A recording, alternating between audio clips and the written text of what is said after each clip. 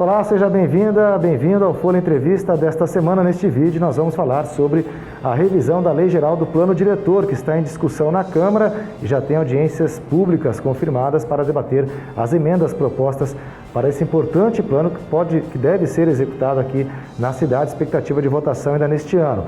Vamos conversar sobre isso com a diretora-presidente do IPU, o Instituto de Pesquisa e Planejamento Urbano de Londrina, Denise Ziober.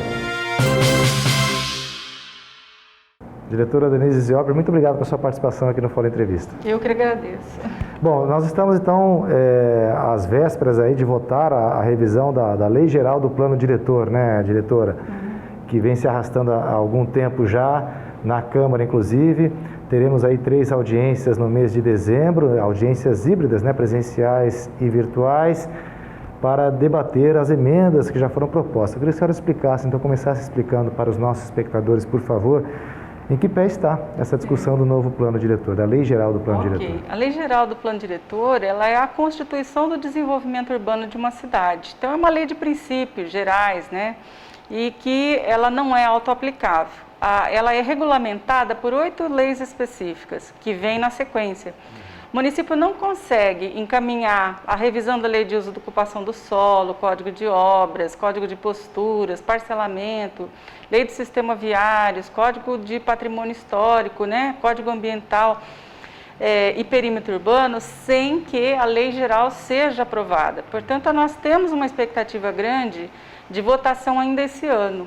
O Ministério Público recomendou que fossem feitas audiências fragmentadas para a gente ampliar a participação popular, para a participação de todos, e que fosse mista, né? Parte das pessoas que têm dificuldades de lidar com os meios, com as mídias, né, poderiam fazer em algum local, né, presencialmente, cuja Câmara definiu que vai ser no próprio plenário da Câmara, e que fosse feita inscrição previamente para controlar o volume de pessoas, para que a gente consiga adequar a participação física, né, presencial, com a participação virtual em 3 dias de discussões e debates finais aí das emendas que foram apresentadas para o município. O município não, para a Câmara. Essa é uma etapa já final, porque após isso, não é uma etapa de apresentar emendas novas, é uma etapa de análise das emendas encaminhadas, né? Todos podem confirmar se são adequadas ou não, se é a favor ou contra a manutenção da emenda, e após isso é a votação em plenário, que são feitos em 2 turnos, né? Então, portanto, ainda estamos otimistas com votar esse projeto este ano ainda, até porque a Câmara atual é que discutiu todo, né, 2 anos aí de debate, discussões, audiências públicas, audiências nas comissões. Então, os vereadores que estão no mandato ainda, eles já têm familiaridade e conhecimento profundo, né, desse assunto. Então, acho que para nós seria muito importante que a gente aprovasse ainda esse ano, para começar o ano que vem debatendo as leis específicas, que também vão dar muito trabalho para votar. Sim. Bom, e a revisão do plano ela é feita a cada 10 anos. Isso também foi um processo que atrasou aqui no município, né, diretora? Isso, na verdade, o governo anterior deveria ter iniciado os estudos, né, deflagrado o processo de elaboração do plano diretor há mais tempo, né? Não foi feito isso, houve um atraso, da mesma maneira também o plano de mobilidade, né, atrasou em função de que a gestão também não tomou essa iniciativa. Nós tínhamos aí um contrato de concessão de transportes para ser renovado, tinha que ter as pesquisas origem e destino antes disso, né? Mas a gente acaba trabalhando com o que é possível, né? O plano de mobilidade ajudou muito na elaboração do plano diretor, as leis específicas vão ganhar muita qualidade em relação a isso, até porque nós não fazemos planos diretores sem dados e informações, e o IBGE cancelou, né, as pesquisas de 2020. Então, o plano de mobilidade ele veio a calhar, ele veio a substituir uma série de levantamentos e estudos que a gente teria necessidade de fazer. Acho que é isso, né? E quais foram as maiores contribuições que esse plano de mobilidade vai trazer aí para o planejamento da cidade, diretora? Sim, então além desses estudos, dos dados, a gente conseguiu contratar através do plano ferramentas de trabalho. Nós temos aí softwares Vicim e Visum, o Vicim é de microsimulação, então projetos que o IPU elabora né, não são mais definidos no achismo. As soluções podem ser analisadas no software de carregamento, em que você pode analisar e verificar as várias opções, dependendo se eu fizer uma duplicação de via, se eu colocar um retentor de tráfego, se eu fizer um semáforo, tudo que eu propuser naquele estudo, eu tenho condições de simular e saber qual é a melhor alternativa, qual é a melhor solução. Se é uma transposição em desnível, né? Ou se eu tenho condições ainda de fazer uma solução em nível, quanto tempo essa solução pode aguentar. Então os projetos saem de forma muito mais assertivas, porque muitas vezes quando você não tem ferramentas desse tipo, é muito na tentativa e erro, né? Faz de um jeito, não deu certo, você modifica e faz da outra forma. Então isso é gasto para o município.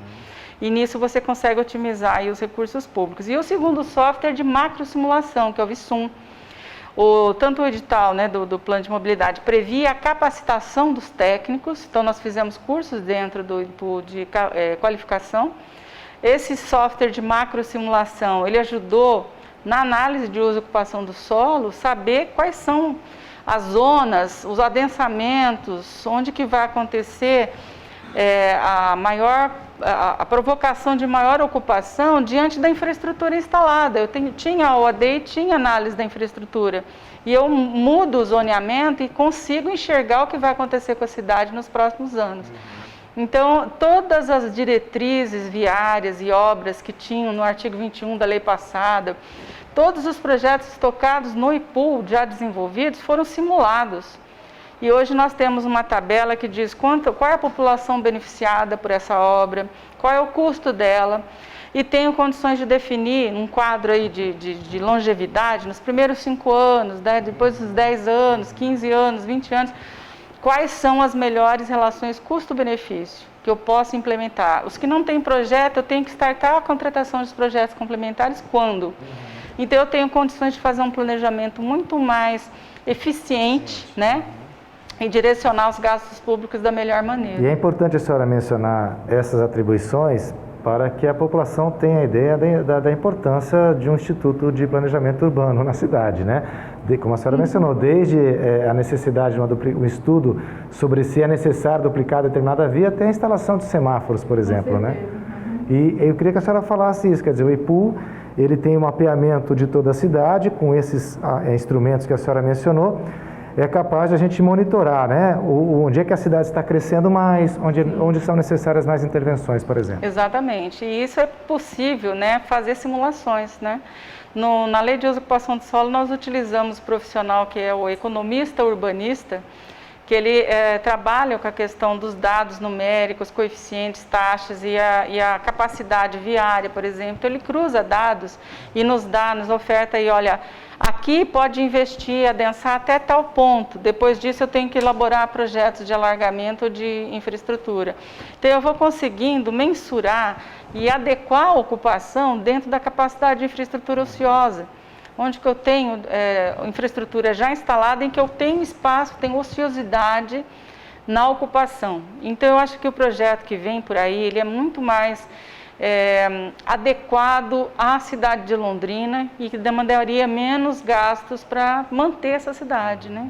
Ô, diretora, e também passa pelo IPU, por exemplo, a questão de novas ocupações, novos bairros que surjam na cidade, tudo tem que passar por um planejamento. Isso. Porque a gente sabe que tem a especulação imobiliária de um lado, né?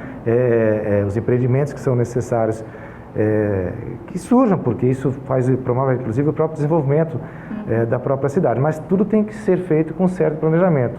A gente tem, por exemplo, uma região muito condensada atualmente, que é a Gleba Palhano, por exemplo. Se é necessário expandir o crescimento para algumas áreas da cidade, isso passa necessariamente pelo IPU também. Passa pelo IPU, com certeza. Inclusive, a lei do perímetro urbano, ela é de uma responsabilidade muito grande. Muita gente quer, não, deixa eu incluir a minha chacrinha que está lá longe, deixa eu pôr mais aquele bairro. Só que tudo que você estica de perímetro urbano da cidade, você leva o custo interno de manutenção. Vamos imaginar ali, transporte coletivo, né? Transporte coletivo, ela funciona da seguinte maneira, é custo total do sistema dividido pelos passageiros pagantes, né? A parte da gratuidade o município subsidia, mas em geral, o grosso é isso. E se eu estico a quilometragem dos ônibus e eles transportam, eles rodam sem pegar passageiros, sem renovação de passageiros dentro do carro, e quando ele passa em vazios urbanos ele não pega ninguém, o que eu estou fazendo com o sistema? Eu estou desmontando, desequilibrando a equação econômico-financeira. Eu estou inserindo custo sem ter receita. Então, a tendência é subir a tarifa. E aí, quem tem que pegar ônibus, arca com as consequências disso. Então, por isso que o planejamento, ele tem que considerar a área de abrangência, a rede instalada de serviços, não é só o transporte. Você vê que muitas vezes você coloca iluminação num bairro, ela é toda roubada porque não tem ninguém morando, e ninguém viu, ninguém consegue, né, prever isso. Então, na verdade, a gente vai acompanhando, vai colocando infraestrutura onde tem demanda. E não onde, né, eu vou especular, eu vou esticar a infraestrutura lá longe para depois ocupar nesse intervalo aí entre as áreas urbanizadas. Então, eu acho que o planejamento ele é um trabalho bastante consequente, que analisa isso e tenta corrigir distorções que possam acontecer, né? Diretora, presidente do IPUL, Denise Ziober, muito obrigado pela sua participação no Fórum Entrevista. Eu que agradeço. Se você gostou desse vídeo, curte, comente e compartilhe.